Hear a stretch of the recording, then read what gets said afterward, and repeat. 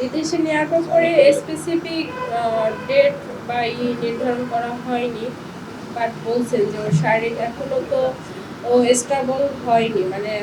সে যাওয়ার জন্য তো মিনিমাম একটা ওর যে শারীরিক কন্ডিশন এখনো, গতকাল বিকেলেও ওর আবার মানে গতকাল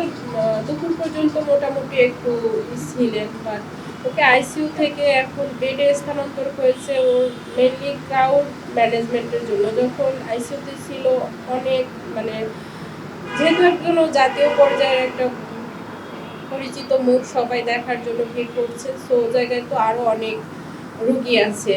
তো তাদের সেফটির ব্যাপারটা মাথায় রেখে ওকে কেবিনে করা হয়েছে ওই জায়গায় ট্রিটমেন্টের জন্য। ও কালকে দুপুর পর্যন্ত মোটামুটি ছিল, বাট বিকেল থেকে ওর আবার ব্লিডিংটা শুরু হয় নাক থেকে,